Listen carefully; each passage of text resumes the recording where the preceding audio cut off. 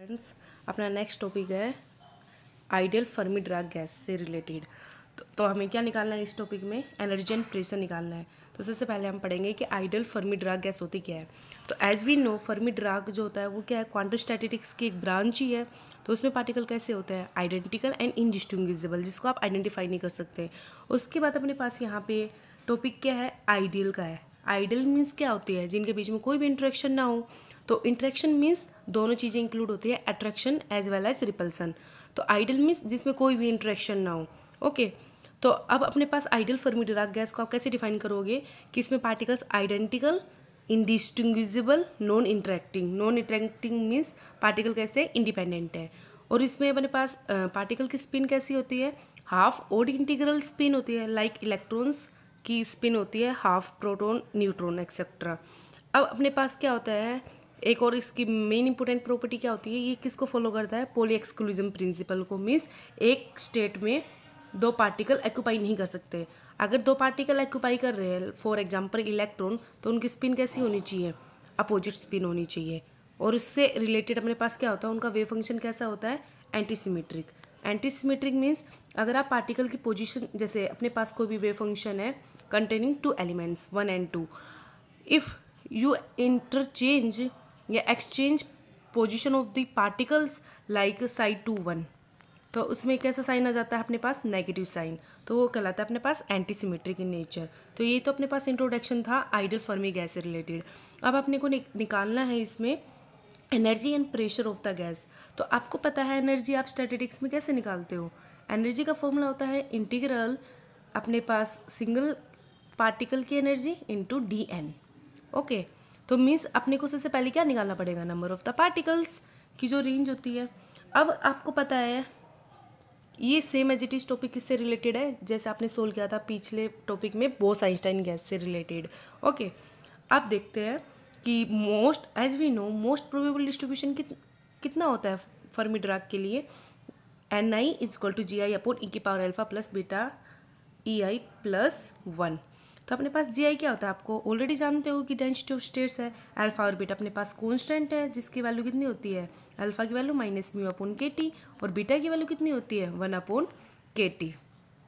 ठीक है, अब देखो यहाँ पे मैं, और आपको ई की पावर अल्फा को आपने पहले से लेट किया हुआ है डी। यहाँ पे देखो एक मोस्ट इंपोर्टेंट प्रॉपर्टी क्या है? यहाँ पे कैसा साइन है अपने पास? +1 साइन है बीच में। और as we know number of the particles हमेशा अपने पास पॉजिटिव होते हैं, और यहाँ पे एक्सपोनेंशियल कभी नेगेटिव हो नहीं सकता। तो अपने पास नंबर ऑफ पार्टिकल्स क्या रहेंगे? ऑलवेज पॉजिटिव, चाहे अल्फा अपने पास पॉजिटिव हो या नेगेटिव हो। ओके, तो यहाँ पे कोई बाउंडेशन नहीं है अल्फा की वैल्यू के लिए। जैसे अपने पास बोस-आइंस्टाइन के लिए बाउंडेशन था क्या? डिनोमिनेटर में फैक्टर क्या आता था? -1 के साथ आता था। अगर उसमें ये एक्सपोनेंशियल की वैल्यू अगर <1 हो जाती है बोस-आइंस्टाइन के लिए, तो जो डिनोमिनेटर में -1 है उससे अपने पास नंबर ऑफ पार्टिकल्स कैसे हो सकते थे? नेगेटिव। इसलिए उस केस में हम हमेशा बोस-आइंस्टाइन के केस में अल्फा को कैसा लेके चलते हैं? Positive value. बट यहाँ पे कोई भी बाउंडेशन नहीं है, क्योंकि number of particles her case में कैसे बनेंगे? पॉजिटिव बनेंगे, चाहे आप अल्फा को पॉजिटिव लो या नेगेटिव लो। ओके, तो अब हम यहाँ दोनों पॉसिबिलिटी लेके चलेंगे अल्फा की, plus as well as minus sign के साथ। ओके, तो अब देखते हैं अपने पास हमें एनर्जी और प्रेशर निकालना है। उससे पहले हम नंबर ऑफ पार्टिकल्स निकालेंगे। तो अपना ये स्टेप्स जो होंगे नंबर ऑफ पार्टिकल्स को निकालने के लिए वो सेम रहेंगे एज जो आपने किया था किसमें? बोस-आइंस्टाइन गैस में। ओके, तो अब अपने पास क्या निकालना है? इस इक्वेशन को आपको सोल्व करना है। तो डेंसिटी ऑफ स्टेट्स आपको पता है कैसे निकालते हैं? जीपी डेंसिटी ऑफ स्टेट्स कैसे निकालते हो? टोटल वॉल्यूम कितना कवर कर रहा है फेस स्पेस में, अपॉन में 1 फेस सेल का कितना वॉल्यूम है। तो आपके पास ये फॉर्मूला आता है क्या? 4/3 पाई पी क्यू। ये क्या है? मोमेंटम स्पेस के लिए। और जो ये वॉल्यूम है ये ऊपर जाएगा, तो ये किसका वॉल्यूम हो जाएगा? कोऑर्डिनेट स्पेस का। और अपॉन में एच की क्यू किसका देता है? 1 यूनिट फेस सेल का वॉल्यूम। और अपने पास यहाँ पे जीएस क्या बताता है? स्पिन डिजेनरेसी, जो क्या होता है? किसकी वजह से आता है? स्पिन की वजह से, फर्मियोन्स के स्पिन की वजह से। ओके, अब देखते हैं अपने पास जीपी अपने पास हो गया। अब अगर इसकी रेंज देखेंगे तो उसका जीपी कितना हो जाएगा? पी की उसका क्या हो जाएगा? यहाँ पे सारी वैल्यू कॉन्स्टेंट है, तो पी की 3 का आप डेरिवेटिव करोगे तो 3p² आगे आएगा और डीपी, और फिर इसके वैल्यू को आप सोल्व कर लेना। तो आपके पास ईजिली से ये फैक्टर्स आ जाएंगे GP/dP का। और GS की वैल्यू कितनी होती है 2s+1। अब हमें क्या निकालना है, एनर्जी की फॉर्म में निकालना है। तो मोमेंटम को एनर्जी के साथ कैसे रिलेट करेंगे, यहाँ पे प्योरली क्या है, फेज क्या कह सकते हो, फेज स्पेस है ये। तो फेज स्पेस में मोमेंटम स्पेस है, तो प्योर काइनेटिक एनर्जी अपने पास कैसे रिलेट करती है, E=p²/2m। तो यहाँ से आप मोमेंटम को किस में फॉर्म में लिख सकते हो, एनर्जी के फॉर्म में। और डीपी को कैसे निकालोगे एनर्जी से रिलेटेड, दिस वे। अब यहाँ पे दोनों की वैल्यू को आप पुट कर दो, तो GE/DE मीन्स डेंसिटी की रेंज आ गई इस एनर्जी रेंज के लिए, DE के लिए। तो GE आ गया, तो GE को हम कैसे करेंगे, density of state functions. Okay, तो अब यहाँ से हम क्या निकालेंगे, यहाँ से अपने पास क्या आ जाएगा, DNE की रेंज आ गई, नंबर ऑफ पार्टिकल्स की, किस एनर्जी रेंज के लिए, E/E+DE के लिए। अब यहाँ पे अपने पास सारी वैल्यू आप पुट करते जाओ। बीटा की वैल्यू क्या होती है 1/kT।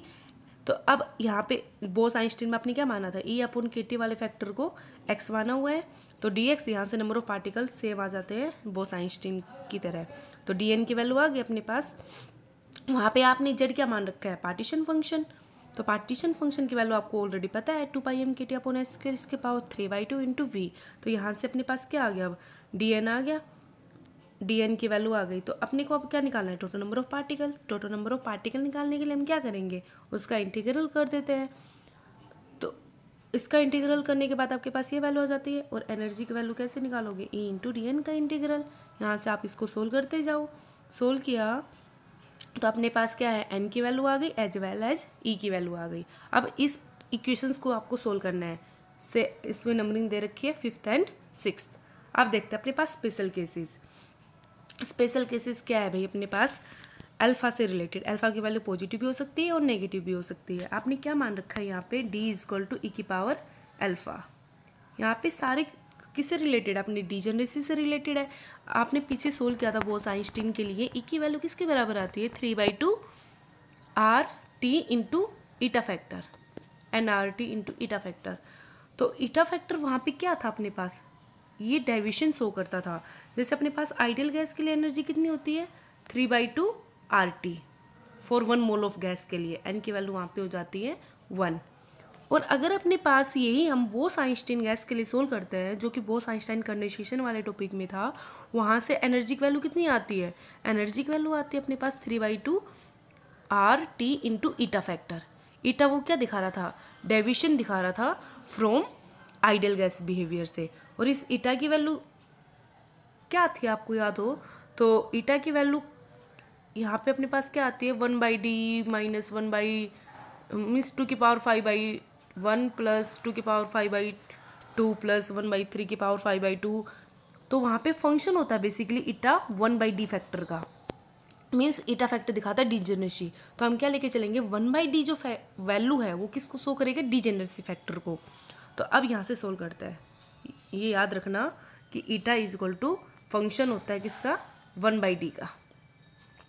ओके, तो यहाँ पे आपने d क्या लेट कर रखा है, E⁴ को। तो यहाँ पे दोनों पॉसिबल वैल्यू है, d की वैल्यू मीन्स अल्फा की वैल्यू पॉजिटिव भी हो सकती है और नेगेटिव भी हो सकती है। अब देखते हैं अपने पास दो केसेस कैसे बनेंगे। एक केस बनेगा स्लाइड वीक डीजेनरेसी का और एक स्ट्रॉन्ग डीजेनरेसी का। डीजेनरेसी फैक्टर क्या है, 1/d। तो 1/d की वैल्यू किसके बराबर हो जाएगी, E⁻−α। तो अब देखो, अगर अल्फा की वैल्यू पॉजिटिव है, अल्फा की वैल्यू अगर पॉजिटिव है तो डी की वैल्यू लार्ज होगी, means alpha positive and large है तो डी की वैल्यू भी लार्ज, और डी की वैल्यू लार्ज है तो 1/d स्मॉल हो गया, और 1/d स्मॉल हो गया तो डेविएशन क्या हो गया, स्मॉल, मीन्स डीजेनरेसी कैसी है, स्मॉल डीजेनरेसी है। इसको हम बोलते हैं स्लाइड डीजेनरेसी। ठीक है, तो मीन्स अपने यहाँ से क्या देखा आपने, अगर अल्फा ज़्यादा है मीन्स पॉजिटिव है, अल्फा पॉजिटिव के लिए वहाँ पे वीक डीजेनरेसी आ रही है। और अगर अल्फा नेगेटिव है, अल्फा अगर नेगेटिव है तो डी की वैल्यू स्मॉल हो जाएगी, क्योंकि 1 एक्सपोनेंशियल फैक्टर स्मॉल आएगा। और डी स्मॉल हो गया, अगर डी स्मॉल हो गया तो 1/d क्या हो जाता है, लार्ज हो जाता है। 1/d लार्ज हो गया तो डेविएशन क्या हो जाएगा, स्ट्रॉन्ग हो जाएगा।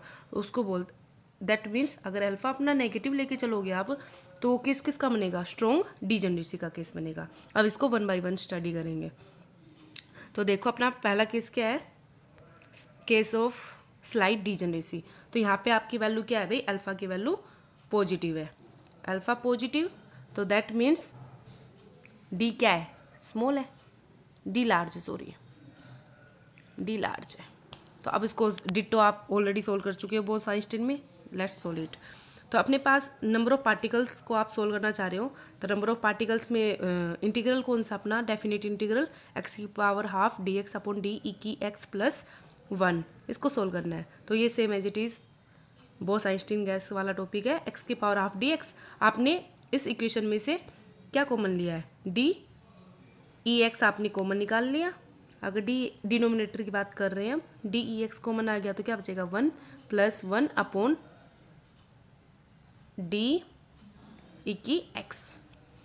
ठीक है, तो यहाँ पे डी इन्होंने बाहर ब्रैकेट से बाहर निकाल लिया, और ई की एक्स जो अपॉन में थी ऊपर गया तो नेगेटिव साइन के साथ, और इस पूरे ब्रैकेट वाले पूरी वैल्यू को आप अप साइड या नोमिनेटर में लेके जाओगे तो कैसा साइन आएगा, पावर नेगेटिव हो जाएगी। और इसको आप ओपन करो बाइनोमियल थ्योरम की हेल्प से, और इसको आप 1 बाय 1 ब्रैकेट को ओपन करते जाओ। अब ये इंटीग्रल कौन सा बन गया अपना, गामा फंक्शन का, और आपको गामा फंक्शन की वैल्यू पता है 0 to ∞ एक्स की पावर n ई की पावर -x dx। इसको सोल्व करना आता है, ये क्या होता है, गामा n+1, और इसको सोल्व करते हो तो मीन्स n फैक्टोरियल। ठीक है, अब देखते हैं कैसे सोल्व करना है अपने को। ये वैल्यू सोल्व करते गए, ये वैल्यू आ जाती है, n की वैल्यू आ गई, उस इक्वेशन 5th में वापस से पुट करो। अपने पास इक्वेशन 5th क्या है, 2GS/T/√π और दिस इंटीग्रल, और इस इंटीग्रल की वैल्यू अपने पास ये आ गई √π/2d दिस वैल्यू। इसको इसमें पुट किया तो नंबर ऑफ पार्टिकल्स आ गए। सिमिलरली आपको किसको सोल्व करना है, इस इंटीग्रल को सोल्व करना है, और यहाँ से अपने पास किसकी वैल्यू आ जाएगी, एनर्जी की वैल्यू आ जाएगी। और अब हम क्या करेंगे, इक्वेशन 8 को इससे डिवाइड करते हैं, तो E = क्या आ जाता है, 3/2 NKT and this value. Okay, इसको आप सोल्व करते जाओ बाइनोमियली, मल्टीप्लाई करो, ब्रैकेट को ओपन करो, इसको सोल्व करते गए तो एनर्जी की वैल्यू आ गई 3/2 NKT 1 + 1/2 d and so on. अब डी की वैल्यू आपने ऑलरेडी ये निकाल रखी है, कहाँ से, जो नंबर ऑफ पार्टिकल्स थे ये, यहाँ आप फर्स्ट टर्म को लेके चलो सिर्फ, तो अपने पास क्या होता है GS/T, जैसे हम अल्फा पॉजिटिव का केस लेके चल रहे हैं ना, अल्फा पॉजिटिव है तो डी की वैल्यू पॉजिटिव मीन्स लार्ज पाएगी, तो 1/d और भी स्मॉल होता जाएगा, तो इस फैक्टर्स को आप नेगलेक्ट कर सकते हो। तो n की वैल्यू क्या बचेगी, जस्ट GS/T/d। ओके, तो यहाँ से आप सोल्व करते हैं कि डी की वैल्यू आ गई GS/T/n। यहाँ पे आप क्या करोगे, डी की वैल्यू को कैसे पुट कर रखा है, यहाँ पे डी की वैल्यू को पुट करते जाओ। डी क्या है, GS/T/n। आपको पता है GS क्या है, स्पिन डिजेनरेसी, और Z क्या है अपने पास, partition function and number of the particles. Okay, अब आपको क्या निकालना है, ये क्या आ गई अपने पास, एनर्जी, जो अपना मेन टॉपिक था एनर्जी एंड प्रेशर निकालने का, तो ये तो अपने पास आ गई energy of the Fermi gas. अब हम निकालेंगे प्रेशर। प्रेशर कैसे निकालते हैं आइडियल गैस के लिए, तो देख दो, उसके लिए डायरेक्ट तरीका देख लो आप, PV = क्या होता है, NR/T। एन वहाँ पे क्या बताता है, नंबर ऑफ मोल्स। अब हम 1 मोल्स की बात कर रहे हैं, तो 1 मोल्स की बात करोगे तो अपने पास इक्वेशन क्या बन जाएगी, PV = R/T। ओके, अपने को तो एनर्जी से रिलेटेड टर्म निकालनी है, तो एनर्जी से रिलेटेड टर्म आप कैसे निकालोगे, यहाँ से देखो, अपने पास आइडियल गैस के लिए एनर्जी कितनी होती है, 1 मोल के लिए 3/2 R/T। ओके, अब यहाँ से अपने पास RT की वैल्यू क्या आ जाएगी, RT की वैल्यू आ जाती है 2/3 × E। ठीक है, तो आप डायरेक्ट यूज कर सकते हो यहाँ पे, प्रेशर = 2/3 × E। ठीक है, तो 2/3, सॉरी PV है यहाँ पे, PV = 2/3 × E, तो प्रेशर क्या हो गया, 2/3 E/P V। तो अपने पास क्या होगा, 2 यहाँ पे मिस प्रिंट है, आप सही कर लेना, 2/3 E/V। आप इसको सोल्व करते जाओ, प्रेशर आ गया अपने पास। ओके, यहाँ पे n की क्या हो जाएगा, R के बराबर, जो गैस कांस्टेंट होता है।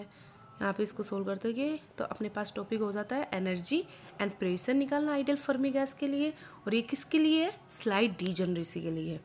ओके, तो यहाँ से आप दे सकते हो, यहाँ पे ये क्या बताएगा इसकी डीजेनरेसी फैक्टर को, ये क्या है डीजेनरेसी फैक्टर,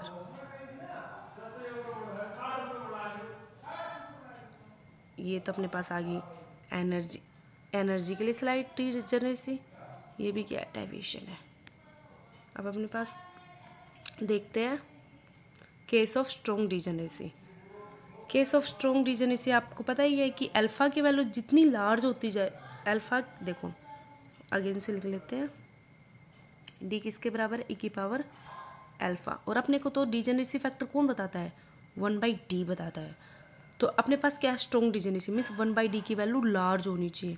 और लार्ज कब होगी, जब अल्फ़ा की वैल्यू क्या पाएगी, मीन्स डी की वैल्यू स्मॉल होगी। डी की वैल्यू स्मॉल कब होगी, जब अल्फ़ा क्या होगा, नेगेटिव।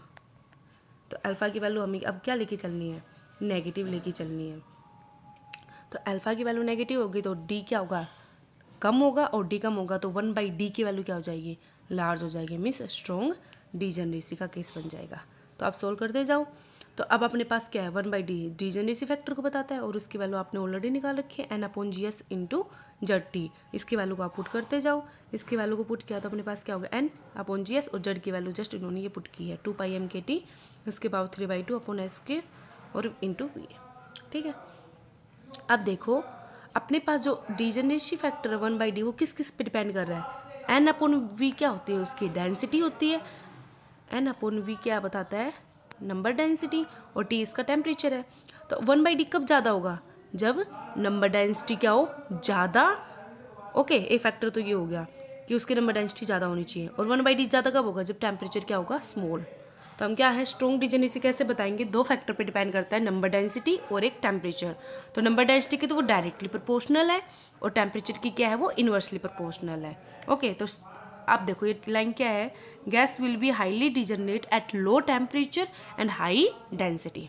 ओके, आप देखो टेम्परेचर को अगर मैं 0 कर दूँ बिल्कुल, तो 0 कर दिया तो 1/d की वैल्यू तो वेरी लार्ज हो जाएगी। इट्स मीन्स क्या होगा, वहाँ पे ग्रेट डिजनरेसी पाएगी। तो हम दो टेम्परेचर की रेंज के लिए सोल्व करेंगे, एक तो एब्सोल्यूट 0 के लिए और एक टेम्परेचर नॉट एब्सोल्यूट 0। 1/1 इसको सोल्व करते जाएंगे। आप देखते हैं हम t = 0 के लिए, तो यहाँ पे t = 0 है, दैट मीन्स देखो अगर अपने पास t यहाँ से 0 हो जाता है तो d की वैल्यू कितनी हो गई, 0 हो गई। ठीक है, t 0 तो d भी 0। तो अब नंबर ऑफ पार्टिकल्स को अगेन से सोल्व करो और एनर्जी को सोल्व करो। तो नंबर ऑफ पार्टिकल के लिए भी ये फॉर्मूला था, आपने इस इक्वेशन को याद रखना। ये इक्वेशन क्या थी, जो नंबर ऑफ पार्टिकल्स की डायरेक्ट थी, सम कांस्टेंट a मान लेते हैं, और इंटीग्रल क्या था, 0 to ∞ x की पावर 1/2 अपॉन d e की पावर x, मीन्स जो आपके पास x मान रखा था, इंटू dx। अब d 0 हो गया तो 0 + 1 1, तो यहाँ पे डायरेक्ट इन्होंने ऐसे लिख रखा है। तो अब सोल्व करते जाओ। अब देखो x की पावर हाफ है अपने पास, इस इंटीग्रल को आपने सोल्व किया तो क्या बनेगा, x की पावर 3/2 अपॉन 3/2, और रेंज कहाँ से कहाँ है, लिमिट 0 to ∞। तो ये वैल्यू क्या है, अनडिफाइंड सोल्व होगी। तो अब हम इन्फिनिटी की इस लिमिट को चेंज करेंगे 1/d फैक्टर से, क्योंकि d 0 है तो 1/d क्या हो जाएगा, इन्फिनिटी को गेन करेगा। तो 2GSZT अपॉन √π0, और अपर लिमिट क्या हो जाएगी, इन्फिनिटी की जगह हम क्या पुट करेंगे, 1/d। तो अपने पास नंबर ऑफ पार्टिकल्स सी हो जाते हैं। अब अपने पास यहाँ से 1/d की वैल्यू निकाल लो, 1/d की वैल्यू इजीली सोल्व हो जाएगी अपने पास। यहाँ से 1/d आ गया, यहाँ से जस्ट रीअरेंज करना है आपको इक्वेशंस को। तो अब यहाँ से आपने रीअरेंज किया, 1/d की वैल्यू आ गई।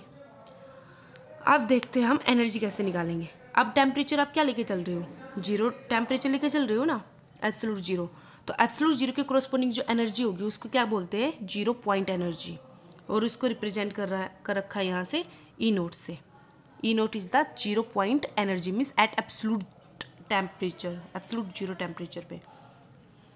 E0 की वैल्यू डिटो आपको सोल्व करनी है, d की वैल्यू यहाँ पे 0 पुट करना डिनोमिनेटर में, तो 0 + 1 1 ओके। अब इस इंटीग्रल में भी आप डिटो करोगे, इन्फिनिटी की जगह आप क्या पुट करनी है, 1/d, और इस इंटीग्रल को आप सोल्व करो, एनर्जी की वैल्यू आ जाएगी, और इस एनर्जी को आप क्या बोलोगे, 0 पॉइंट एनर्जी। तो E0 आ गया अपने पास। अब देखते हैं क्या बनेगी वैल्यू। तो E0 को आप जब सोल्व करते जाओगे, यहाँ से n की वैल्यू को वापस से पुट करना, सोल्व करते गए E0 की वैल्यू अपने पास यहाँ तक आ जाती है। ये इजीली मैथमेटिक्स है, आप इजीली सोल्व कर सकते हो इसको। अब प्रेशर की वैल्यू को आपको पता है, ये 2/3 E0 अपॉन v, इसको आपने जस्ट सोल्व कर लिया। यहाँ पे क्या है, क्योंकि आपके पास टॉपिक ही था एनर्जी और प्रेशर निकालना है। एनर्जी को आपने निकाल लिया, प्रेशर का रिलेशन आपको पता है, यहाँ पे आपने वैल्यू पुट करी, प्रेशर आ गया। तो आप क्या बोलोगे इसको, ये दोनों इक्वेशंस क्या है, ये वो एनर्जी और प्रेशर है किस पे, एब्सोल्यूट जीरो के ऊपर। ठीक है, ऑल राइट। आपको पता हो तो आपने जब पीछे चैप्टर कर, पिछला टॉपिक क्या था, बोस आइंस्टीन गैस से रिलेटेड, तो वो 0 केल्विन पे उसकी एनर्जी कितनी थी, 0, बट यहाँ पे फर्मी गैस के लिए वो नॉन जीरो है। अब अगर यहाँ पे अगला टॉपिक देखें इसी से रिलेटेड, ये क्या पूछ सकते हैं, जो आपने एनर्जी और प्रेशर निकाला है वो फर्मी एनर्जी के टर्म में भी पूछ सकते हैं। तो आपको फर्मी एनर्जी के लिए भी इसको सोल्व करना पड़ सकता है। तो कैसे करोगे, आपके लिए जो डेंसिटी स्टेट्स आप निकालते हो उसमें ये टर्म आती है, आप जस्ट डेंसिटी आपको पता है ये निकालना, डेंसिटी की टर्म क्या होते हैं, वही spin degeneracy, total volume upon क्या होता है, वन सेल का वॉल्यूम एच की क्यू। फिर उसका आप रेंज निकालोगे, तो रेंज निकालोगे तो डीपी बन जाएगा, फिर से आप उसको एनर्जी के फॉर्म में कन्वर्ट करोगे, तो ये टर्म आती है विदाउट इंटीग्रल अगर आप देखें तो। अब अपने पास क्या होता है, यहाँ पे हमें फर्मी एनर्जी के लिए निकालना है। तो सबसे पहले आप ये देखोगे कि फर्मी एनर्जी के कोरोस्पोंडिंग वहाँ पे स्टेट्स कितनी है। तो यहाँ पे मोस्ट हमें सबसे पहले क्या निकालना पड़ेगा, फर्मी एनर्जी के कोरोस्पोंडिंग स्टेट क्या है। आपको ऑलरेडी पता है कि फर्मी एनर्जी होती क्या है, कि 0 केल्विन पे मैक्सिमम स्टेट कहाँ तक ऑक्यूपाई है, मीन्स उसके अबाउ इलेक्ट्रॉन्स की ऑक्यूपेंसी कितनी होती है, 0 होती है। ठीक है, तो अब आपको इसकी सबसे पहले डेंसिटी ऑफ स्टेट्स निकालनी पड़ेगी फर्मी एनर्जी के कोरोस्पोंडिंग, और ये इसका तरीका है। अब इसकी रेंज आपने एनर्जी कहाँ से कहाँ पुट कर ली, इनिशियल 0 और मैक्सिमम कितनी हो सकती है फर्मी एनर्जी के लिए, तो वहाँ तक अपने आगे डेंसिटी ऑफ स्टेट्स। तो इसको आप आगे से सोल्व करते जाओ नंबर ऑफ पार्टिकल्स को। तो नंबर ऑफ पार्टिकल्स को आपने सोल्व किया तो ये होता है अपने पास फर्मी डिराक के लिए जी आई अपॉन ई की पावर अल्फा, अपने पास फॉर्मूला क्या होता है, जी आई अपॉन ई की power alpha plus beta e i plus 1। ठीक है, अब यहाँ पे क्या है, डी की वैल्यू तो 0, ये एब्सोल्यूट 0 के लिए, तो अपने पास फॉर्मूला ये बनता है। और यहाँ पे एनर्जी किसके कोरोस्पोंडिंग है अभी, ये फर्मी एनर्जी, तो इको आप किसकी जगह रिप्लेस करोगे, ई एफ, और बीटा आपने वैल्यू पुट कर दी 1/kT। अब इसको सोल्व करते जाओ एब्सोल्यूट 0 के लिए। तो यहाँ पे देखो, यहाँ पे अपने पास क्या है, फर्मी डिराक का केस कर रहे हो, और फर्मी डिराक में क्या होता है, पार्टिकल सिंगल स्टेट में ऑक्यूपाई करता है, मीन्स एक सिंगल स्टेट में सिर्फ एक ही पार्टिकल आ सकता है। और यहाँ पे आपने है ना स्पिन की बात नहीं की है, अगर स्पिन की बात करते तो वहाँ पे 2 एक साथ आ सकते हैं विद अपोजिट स्पिन, तो इसलिए आपने यहाँ पे स्पिन डिजेनेसी वाला फैक्टर नहीं, स्पिन डिजेनेसी वाला फैक्टर ले भी सकते हो।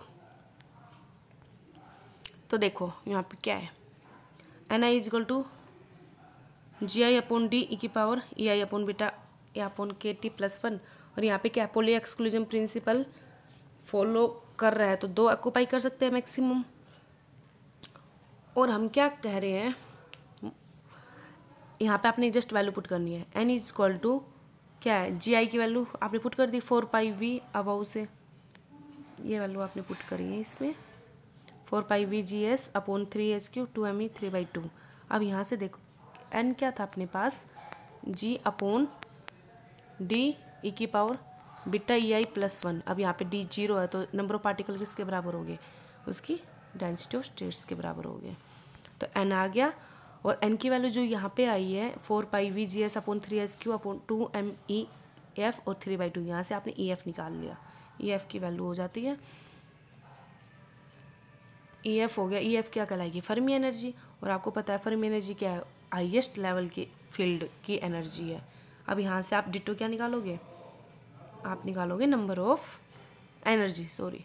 तो यहाँ से जब आप सोल्व करते हो ना 1/d की वैल्यू क्या थी, देखो 1/d आप सोल्व कर चुके हो, 1/d ये रहा इक्वेशन 13, s² अपॉन 2m/2m और bracket 3n upon 4πv gs की पावर 2/3। तो यहाँ पे अपने पास क्या था, आपने जब इसमें पुट किया तो किसके बराबर हो गया 1/d EF अपॉन KT, और 0 पॉइंट एनर्जी आपने पिछले वाली इक्वेशन से सोल्व कर रखी है। 14 और 16 जो इक्वेशंस थी यहाँ पे आपने क्या पुट किया, जस्ट इक्वेशंस को रीअरेंज किया है। ठीक है, वैल्यू पुट करिए 1/d की, जो कि क्या है EF अपॉन KT। इसको सोल्व करते गए तो E0 0 जो पॉइंट एनर्जी थी एट एब्सोल्यूट 0 टेम्परेचर पे, वो कितनी आ जाती है फर्मी एनर्जी के टर्म में 3/5 NEF। EF क्या है? फर्मी एनर्जी लेवल है। और उसके बाद आपको क्या है? प्रेशर। प्रेशर का फॉर्म, प्रेशर की जस्ट 0 पॉइंट प्रेशर जो था उसमें भी आपने क्या है? 1/d की वैल्यू पुट करी है, और 1/d की वैल्यू पुट करी तो आपने फर्मी एनर्जी के टर्म में भी आ गया। तो अब देखो अपने पास क्या होता है, फर्मी किसी भी थर्मल एनर्जी को आप देखते हो तो क्या होता है? KBT। तो यहाँ पे भी जस्ट आपकी एनर्जी का फॉर्मूला क्या बना? अब हमें क्या निकालना है? फर्मी एनर्जी को जस्ट रिप्लेस करना है फर्मी टेम्परेचर से। तो इसके रिलेशन यूज़ कर लिया क्या? E = KT। तो यहाँ से आपने क्या देखा? 1/d किसके बराबर था? 1/d था अपने पास EF/KT। तो EF की वैल्यू पुट करी KTF/KT। तो K से K कैंसिल। तो ये मोस्ट इंपॉर्टेंट इक्वेशन बन जाती है 1/d की, TF/T। ओके, ये होता है डीजनरेट केस। और ये अभी तक क्या पढ़ा है आपने? वीक डीजनरेसी वाले केस पढ़े हैं, और स्ट्रॉन्ग डीजनरेसी का केस पढ़ा है फॉर 0 टेम्परेचर के लिए। नेक्स्ट अपना टॉपिक रहेगा क्या? Temperature about absolute 0। ओके।